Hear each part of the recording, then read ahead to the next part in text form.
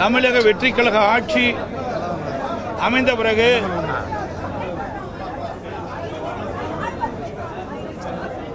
வேளாண் பட்ஜெட் முதலில் இரண்டாம் நாளில் தாக்கல் செய்யப்பட்டிருக்கின்றார்கள். முதல் வேளாண் பட்ஜெட். இந்த வேளாண் பட்ஜெட்டில் விவசாயிகள் பெரிய எதிர்பார்ப்போடு இருந்தாங்க.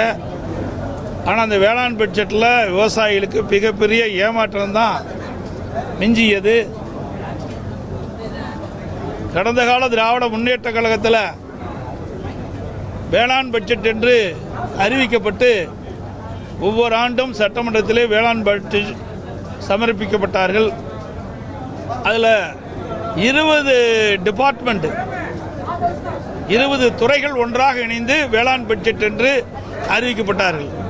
அதே நிலையில்தான் இன்றைக்கு புதிதாக அமைந்துள்ள தமிழக வெற்றி கழக அரசு தமிழக விவசாயிகளை ஏமாற்றுகின்ற விதமாக வேளாண் பட்ஜெட் என்று அறிவிக்கப்பட்டு சுமார் 2.5 மணி நேரம் அந்த வேளாண் பட்ஜெட்டை வாசித்தார். ஆனால் அதில் ஒரு முக்கியமான திட்டம் ஒன்றும் இடம்பெறவில்லை. விவசாயிகளுக்கு பயனளிக்கக்கூடிய திட்டம் எதுவும் இடம்பெறவில்லை. ஏற்கனவே ஒவ்வொரு ஆண்டும் வேளாண் மானிய கோரிக்கை நடைபெறுகின்ற பொழுது என்ன அறிவிப்பு இருக்கின்றதோ அதே அறிவிப்பு தான் வேளாண் பட்ஜெட்டிலும் இடம்பெற்றிருக்கின்றது. கடந்த காலத்தில் திராவிட முன்னேற்ற கழக ஆட்சியில் 20 துறையும் ஒன்றாக இணைத்து வேளாண் பட்ஜெட்டை அறிவித்தார்கள். அதில் எப்படி துறை வாரியாக இந்த 20 துறை வாரியாக எப்படி அறிவிக்கப்பட்டதோ அதே போலதான் இன்றைக்கு தமிழக வெற்றி கழகம் வேளாண் பட்ஜெட்டை சட்டமன்றத்தில் சமர்ப்பிக்கின்ற பொழுது அதே திருப்பி ஸ்டிக்கர் ஒட்டி அறிவிச்சிருக்கிறாங்க. அவ்வளவுதான், புதுசாக எதுவுமே இல்லை. இன்றைக்கு தேர்தல் நேரத்தில் தமிழக வெற்றி கழகம் ஆட்சிக்கு வந்தால் விவசாயிகளுக்கு ஒரு குவிண்டால் நெல்லுக்கு 3500 ரூபாய் கொடுப்பதாக தெரிவித்தார்கள். அதே போல கரும்புக்கு டன்னுக்கு ஆதார விலையாக ஒரு டன் மெட்ரிக் டன் கரும்புக்கு குறைந்தபட்ச ஆதார விலையாக ரூபாய் 4500 ரூபாய் வழங்கப்படும் என்று அந்த தேர்தல் காலத்திலே தமிழக வெற்றி கழகத்தின் சார்பாக தமிழக வெற்றி கழக தலைவர் திரு ஜோசப் விஜய் அவர்கள் அறிவித்தார்கள். ஆனால் இன்றைய தினம் வேளாண் பட்ஜெட்டிலே அந்த அறிவிப்பு இடம்பெறவில்லை, பட்ஜெட்டிலும் இடம்பெறவில்லை. அதே போல விவசாய குத்தகைக்கு ஓட்டுகின்ற விவசாயிகள் விவசாய தொழிலாளிகளுக்கு அடுத்திற்கு 10,000 ரூபாய் வழங்கப்படுவதாக அறிவித்தார்கள். அவருடைய அந்த புத்தகம், அந்த வெற்றி கழகத்தினுடைய தேர்தல் அறிவிப்பு புத்தகம், அதில் பார்த்தீங்கன்னா சொந்தமாக விவசாய நிலம் வைத்துள்ள ஒவ்வொரு விவசாய குடும்பத்திற்கும் விதைப்பு கால நிதியுதவியாக ஆண்டுக்கு 15,000 ரூபாய் 2 தவணைகளில் ஜூலை ஆகஸ்ட் பருவம் ஜனவரி பிப்ரவரி பருவம் வழங்கப்படும். விதைப்பு கால செலவுகள் சமாளிப்பதற்கு இந்த நிதி உதவி வழங்கப்படும். 2 முறை 5,000 கொடுக்குறாங்க.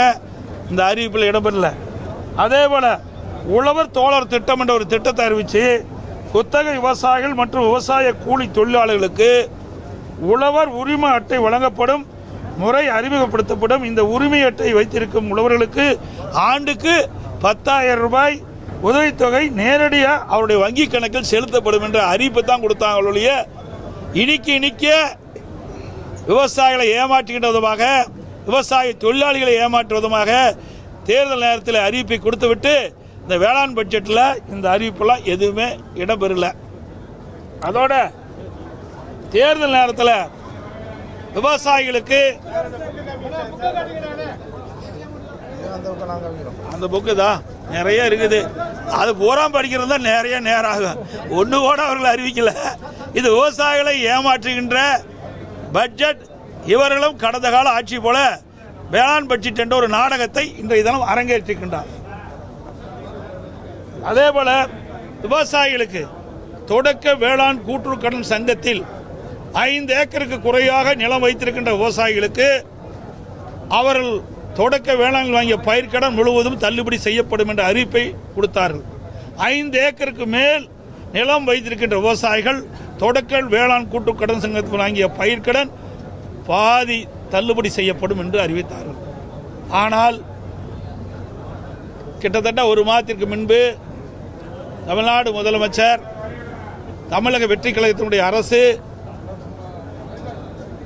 சிறு குறு நடுத்தர விவசாயிகள் 5 ஏக்கருக்கு குறைவாக நிலம் வைத்திருக்கிற விவசாயிகளுக்கு 75,000 ரூபாய் கடன் தள்ளுபடி செய்யப்படும். அதற்கு மேல் இருக்கின்ற அனைத்து விவசாயிகளுக்குமே, இந்த சிறு குறு விவசாயம் சரி பெரு விவசாயம் அனைவருக்கும் 35,000 ரூபாய் தான் பயிர்க்கடன் தள்ளுபடி செய்யப்படும் என்ற அறிவிப்பை கொடுத்திருக்கிறார்கள். ஆனால் இந்த தேர்தல் அறிக்கையில் அவர்கள் கொடுத்ததற்கு மாறாக விவசாயியுடைய கடன் தள்ளுபடி செய்திருக்கார்கள். ஆக மொத்தம் விவசாயிகளை ஏமாற்றியிருக்கின்றார்கள். இதுதான் இந்த பட்ஜெட்டில் காண முடிகிறது. உண்மையிலேயே விவசாயிகளுக்கு நன்மை கிடைக்கக்கூடிய பட்ஜெட் இது இல்லை என்பதை இந்த நேரத்தில் தெரிவிக்கிறேன். அதோட அதிமுக ஆட்சியில் பல்வேறு திட்டங்களை நான் நிறைவேற்றி கொடுத்தேன். குடிமராமத்து திட்டம் என்ற அற்புதமான திட்டத்தை கொண்டு வந்து நிறைவேற்றிக்கிறோம். ஏரி குளம் குட்டைகள் அனைத்தும் தூர்வாரப்பட்டது. அது பல திட்டத்தை இணைச்சு இன்னைக்கு அறிவிச்சிருக்கிறாங்க. அது ஒரு 1500 கோடி அறிவிச்சிருக்கிறாங்க. ஆனால் அது முழுசா குடிமராமத்து திட்டத்துக்கு அறிவிக்கல.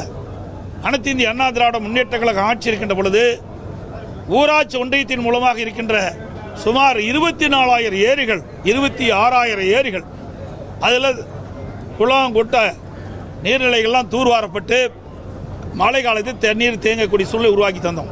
அதே போல பொதுப்பணித்துறையின் கீழ் இருக்கின்ற 14,000 ஏரிகளில் சுமார் 6,000 ஏரிகள் தூர்வாரப்பட்டன. அதற்காக சுமார் 1,240 கோடி நிதி ஒதுக்கீடு செய்யப்பட்டது. இதனால் இப்பொழுது இருக்கின்ற வறட்சி காலத்தில் அனைத்து இந்திய அண்ணா திராவிட முன்னேற்ற கழக ஆட்சியில் தூர்வாரப்பட்ட ஏரியில் தூர்வாரப்பட்ட காரணத்தினால் இன்றைக்கு நீர்நிலைகள் அங்கங்கே தண்ணி இருக்கின்றது. நிலத்தடி நீர் அங்கங்கே பல பகுதியில் வற்றாமல் இருக்கின்றது. இவ்வளவு வறட்சியான காலத்திலும் அனைத்து இந்திய அண்ணா திராவிட முன்னேற்ற கழக ஆட்சியில் போடப்பட்ட திட்டம் இன்றைக்கு விவசாயிகளுக்கும் பொதுமக்களுக்கும் கை கொடுக்கின்றது. ஆனால் அந்த திட்டத்துக்கு முழுமையான அறிவிப்பு கிடையாது. தடுப்பணை கட்டுகின்ற அமைப்பும் கிடையாது.